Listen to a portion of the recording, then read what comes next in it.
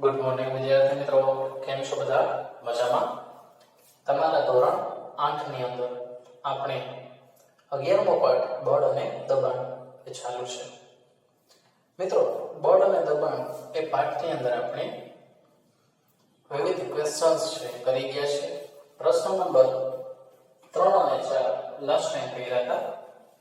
પહેલો, બીજો, ત્રીજો, ચોથો એ પાઠ્યપુસ્તકના સ્વાધ્યાયના પ્રશ્નો છે, આપણે કરી ચૂક્યા છીએ. હવે પાઠ્યપુસ્તકનો 5મો પ્રશ્ન. પાઠ્યપુસ્તકના પ્રશ્નો સવિશેષ શા માટે જરૂરી છે?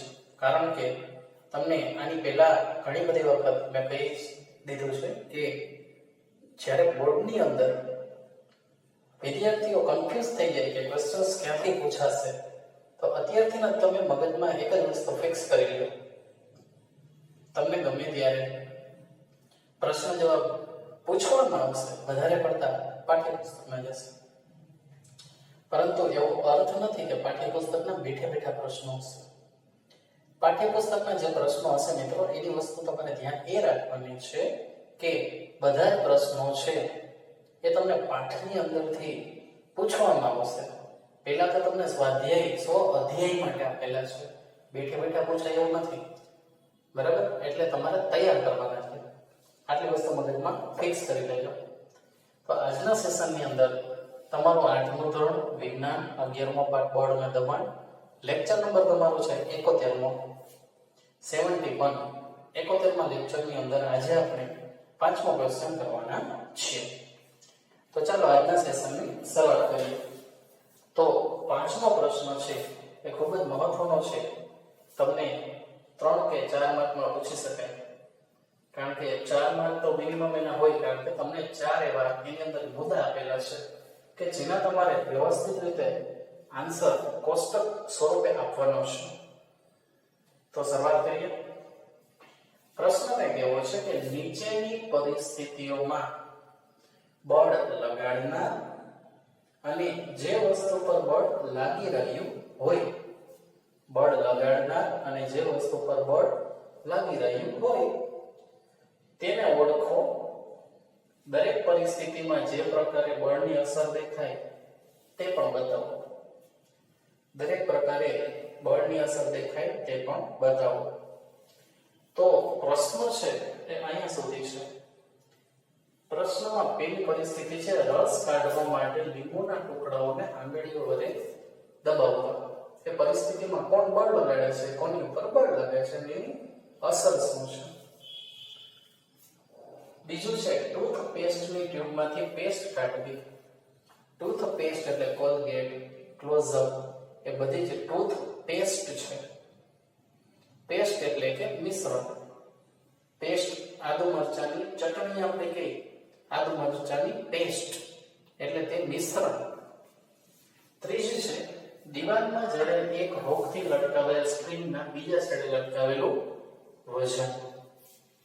અને ચોથો છે ઊંચો કૂદકો લગાવતી વખતે એક ખેલાડી દ્વારા એક નિશ્ચિત ઊંચાઈનો અવરોધ એટલે કે એક સળિયો હોય બાર એ પાર કરવો. તો મિત્રો પ્રશ્ન છે એ થોડો મોટો પ્રશ્ન છે, એનો જવાબ પણ મોટો જ હશે.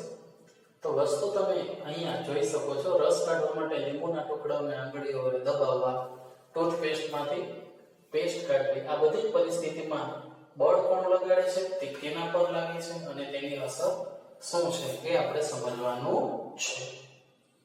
પ્રશ્ન બરોબર મગજમાં ઉતરી ગયો મિત્રો? હા કે ના? ક્લિયર? તો પ્રશ્ન જો બરોબર મગજમાં ઉતરી ગયો હોય તો આપણે એનો જવાબ છે એ ધીરે ધીરે વ્યવસ્થિત રીતે શીખતા જઈએ. ચાલો, વિવિધ પરિસ્થિતિઓમાં પહેલી પરિસ્થિતિ રસ કાઢવા માટે લીંબુના ટુકડાઓને આંગળીઓ વડે દબાવવામાં આવે. જે લીંબુ છે એના ટુકડાને રસ કાઢવા માટે આપણે આંગળી વડે દબાવી છે, બરાબર? તો હવે ધ્યાનથી સમજો. બળ લગાડનાર કોણ છે? તો કે આપણી આંગળીઓ. આપણી આંગળીઓ વડે આપણે બળ લગાડીએ છીએ. કોના પર લગાડીએ છીએ?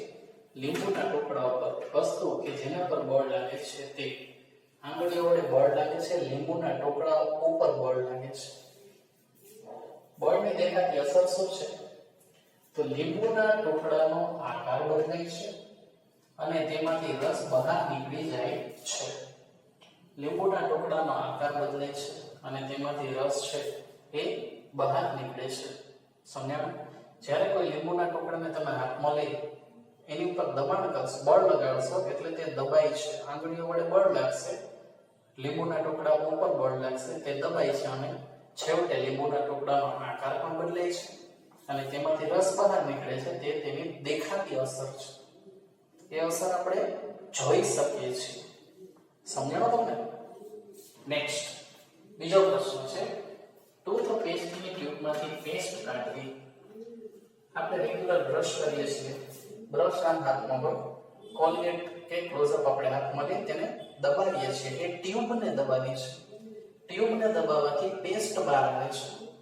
ટૂથપેસ્ટ ટ્યુબને દબાવવાથી પેસ્ટ બહાર આવે છે અને એ પેસ્ટ છે આપણે શું કરીએ છીએ? લગાડીએ છીએ, એપ્લાય કરીએ છીએ બ્રશ ઉપર.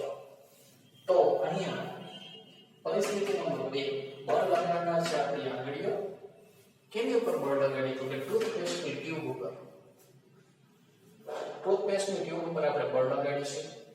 ટૂથપેસ્ટનો આકાર બદલાય છે ને તેમાંથી પેસ્ટ બહાર આવે છે. ટૂથપેસ્ટનો શું આકાર બદલાય છે અને એમાંથી પેસ્ટ બહાર આવે છે. ક્લિયર? ત્રીજી પરિસ્થિતિ, દિવાલમાં જડેલ એક હૂકથી લટકાવેલ સ્પ્રિંગ, એના બીજા છેડે લટકાવેલું વજન. સમજાવો? દિવાલમાં જડેલ એક હૂક દિવાલમાં જડેલ હોય, તેનો છેડો છે એમાં એક વજન લટકાવેલું હોય, તો શું થાય છે? તો જુઓ, અહીંયા લટકાવેલું વજન છે બળ લગાડે છે. વજન છે સ્પ્રિંગ ઉપર બળ લગાડે છે. કેની ઉપર? સ્પ્રિંગ ઉપર. તો સ્પ્રિંગની લંબાઈમાં વધારો થઈ જાય છે. શેમાં વધારો થાય છે? સ્પ્રિંગની લંબાઈમાં વધારો થાય છે. ક્લિયર? અને લાસ્ટ, ઊંચો કૂદકો લગાવતી વખતે ખેલાડી દ્વારા એક નિશ્ચિત ઊંચાઈનો અવરોધ પાર કરવો. તો ખેલાડીના સ્નાયુઓ વડે બળ લાગે છે. ચોથી પરિસ્થિતિ, કોના પર લાગે છે? તો કે જમીન ઉપર. તે ખેલાડી તે લાકડી લઈને દોડે છે, જેને વાર કહેવામાં આવે છે. તે જમીન ઉપર પહોંચાડીને પોતે ઊંચો કૂદકો મારે છે અને તે બારને પસાર કરે છે. તો ખેલાડીની ગતિની અવસ્થા બદલાય. તે દોડતો હોય અને જમીન ઉપર બળ લગાડે તો તે ઊંચો ઉડે છે, ઊંચાઈ પ્રાપ્ત કરે છે તે લાકડી વડે અને તેના પછી તે બહારને કૂદી જાય છે. સમજાણું? આખે પ્રશ્નો. તો આજે આ પ્રશ્નોનું આપણે શું કર્યું છે? નિરાકરણ કર્યું છે. આ પ્રશ્નનો આપણે જવાબ સમજ્યા છે. પણ ફરીથી જો જરૂર લાગે છે તો આપણે એ પ્રશ્ન છે ફરી એકવાર સમજી લઈએ. બરાબર? ફરી એકવાર આ પ્રશ્ન આખો સમજી લઈએ. જો નીચેની પરિસ્થિતિઓમાં બળ લગાડનાર અને તે વસ્તુ પર બળ લાગી રહ્યું હોય તેને ઓળખો.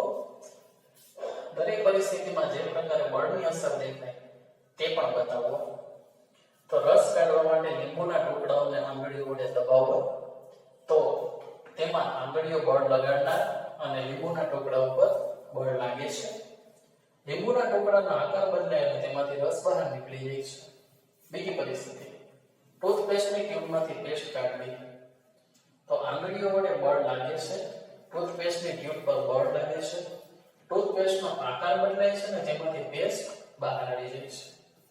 ત્રીજું, દિવાલમાં જડેલ એક હૂકથી લટકાવેલ સ્પ્રિંગના બીજા છેડે લટકેલું વજન. તો લટકાવેલું વજન બળ લગાડનાર છે, જેના પર બળ લાગે તે સ્પ્રિંગ છે અને બળની અસર છે સ્પ્રિંગની લંબાઈમાં વધારો. પછી ઊંચો કૂદકો લગાવતી વખતે ખેલાડી દ્વારા એક નિશ્ચિત ઊંચાઈ એનો અવરોધ પાર કરવો. તો ખેલાડીના સ્નાયુઓ બળ લગાડનાર છે. વસ્તુ કે જેના પર બળ લાગે છે તે જમીન અને બળની અસર છે ખેલાડીની ગતિની અવસ્થા બદલાય છે. તો મિત્રો, આ પાંચમો પ્રશ્ન તમને મગજમાં બેસી ગયો હશે એવી આશા રાખું છું. તો હવે આના પછી આપણે છઠ્ઠો પ્રશ્ન કરીએ છીએ. તો છઠ્ઠા પ્રશ્ન માટે તમે રેડી થઈ જાઓ. ચાલો મિત્રો, તો હવે છઠ્ઠો અને સાતમો ક્વેશ્ચન, પાંચમો ક્વેશ્ચન પછી છઠ્ઠો અને સાતમો ક્વેશ્ચન કરીએ છીએ. પ્રશ્ન ખાસ સમજો મિત્રો. જેવો પાંચમો પ્રશ્ન હમણાં આપણે કર્યો એવો જ છઠ્ઠો અને સાતમો ક્વેશ્ચન પણ આપણે કરવાનો છે. તો છઠ્ઠા અને સાતમા ક્વેશ્ચનની સાથે સાથે છઠ્ઠા અને સાતમા ક્વેશ્ચનની સાથે સાથે આપણે પાંચમા ક્વેશ્ચન જે વ્યવસ્થિત રીતે કરેલો છે તેની વાત કરીએ. તો પ્રશ્ન કંઈક આવો છે મિત્રો કે એક ઓજાર બનાવતી વખતે, ઓજાર એટલે કે હથિયાર, સાધન, એક હથિયાર બનાવતી વખતે, સાધન બનાવતી વખતે, ઓજાર બનાવતી વખતે કોઈ લુહાર લોખંડના ગરમ ટુકડાને હથોડો મારે છે. તમે કદાચ આવી પરિસ્થિતિ જોઈ પણ હશે. જ્યારે લુહાર છે એને કોઈ સાધન બનાવવું હોય ત્યારે તેને ટીપે છે.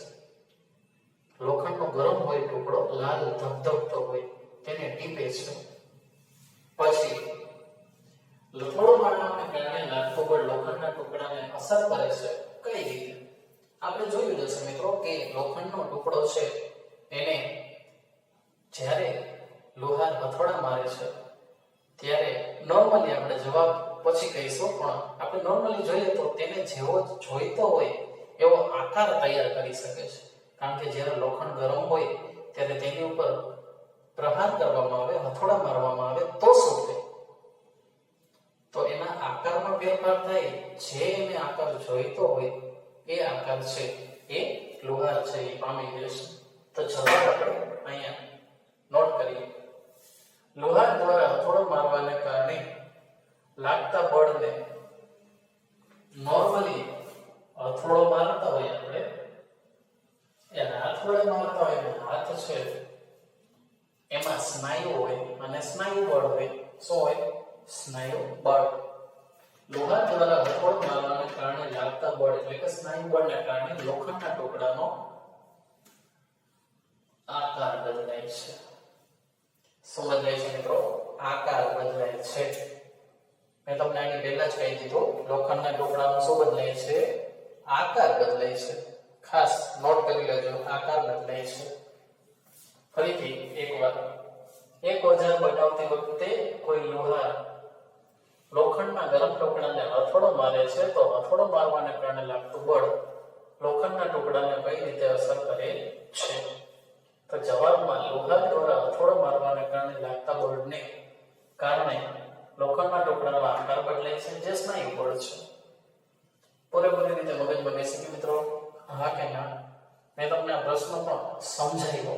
દરેક પ્રશ્નમાં જ્યાં પણ મને એવું લાગશે કે બાળકને સમજવાની જરૂર છે ત્યાં હું તમને વ્યવસ્થિત રીતે સમજાવીશ. ચાલો, પ્રશ્ન નંબર 7. એક ફૂલાવેલા ફુગ્ગાને સિન્થેટિક કાપડના એક ટુકડા વડે ઘસીને એક દિવાલ પર દબાવવામાં આવ્યો. પેલો એક ફુગ્ગો છે, સિન્થેટિક કાપડ છે, એની ઉપર ઘસવામાં આવ્યો. આ વસ્તુ નોટ કરજો. એવું જાણવા મળ્યું કે ફુગ્ગો દિવાલ સાથે ચોંટી જાય છે. ફુગ્ગાને સિન્થેટિક કાપડ સાથે ઘસી દિવાલ સાથે દબાવવામાં આવે છે તો એવું જાણવા મળે છે કે તે દિવાલ સાથે ચોંટી જાય છે. દિવાલ અને ફુગ્ગા વચ્ચે આકર્ષણ બળ માટે કયું બળ જવાબદાર હશે? દિવાલ અને ફુગ્ગો, બરાબર, ફુગ્ગો ચોંટી જાય તો કયું બળ જવાબદાર હશે? તો સ્થિત વિદ્યુત બળ એનો આન્સર છે. સ્થિત વિદ્યુત બળ જવાબદાર હોય. કયું બળ? કારણ કે જ્યારે સિન્થેટિક કાપડ વડે ફુગ્ગાને ઘસવામાં આવે તો ફુગ્ગાની દિવાલમાં ઇલેક્ટ્રિક ચાર્જ એટલે કે વીજભાર ઉત્પન્ન થાય છે. શું ઉત્પન્ન થાય છે? વીજભાર ઉત્પન્ન થાય છે.